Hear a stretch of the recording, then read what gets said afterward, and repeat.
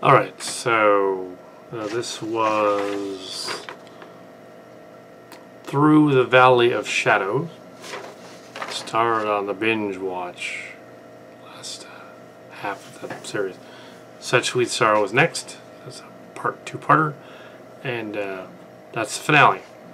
So here we have, so I will watch, when I get to that one, I'll watch them both.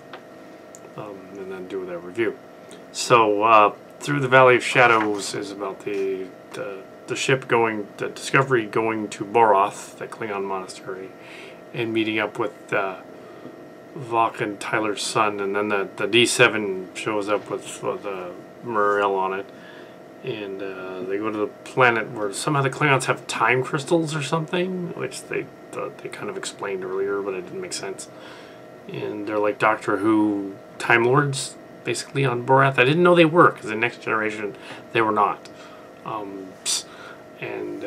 Pike goes down to the planet and meets the son, who has grown to be an adult.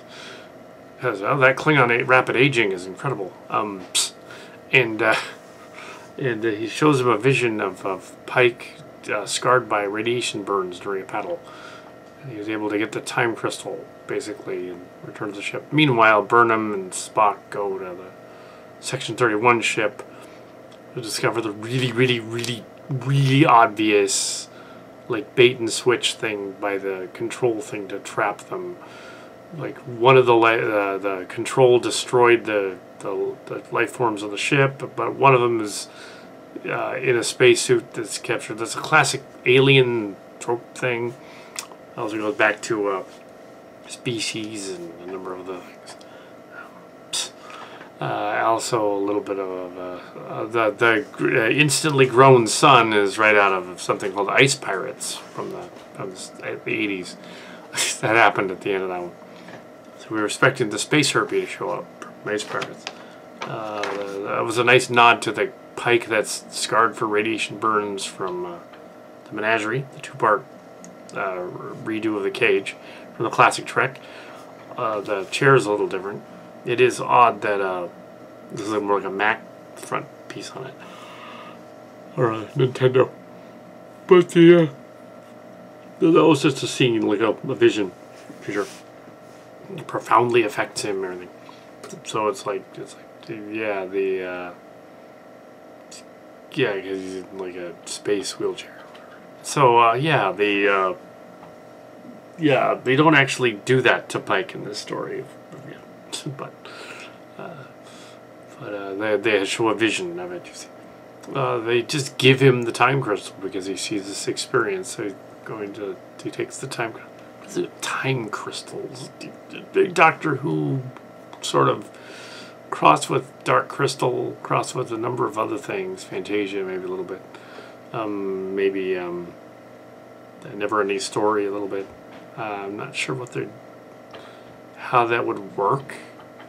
Again, they think dark matter is something else, but time crystals, yeah, sure. Time, past, present, and future time crystals. That makes them Time Lords. That just makes sense. Yeah, and the captain is a Dalek when he's in the chair. He's like he's kind of like a Dalek. So there you go.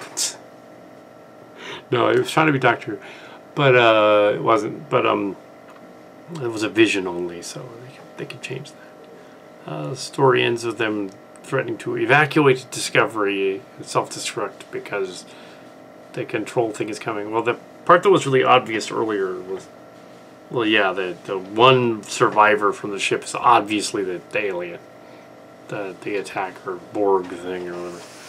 And they stopped the Borg nanoprobes by polarizing the floor, making it magnetizing it, which wouldn't work, but okay.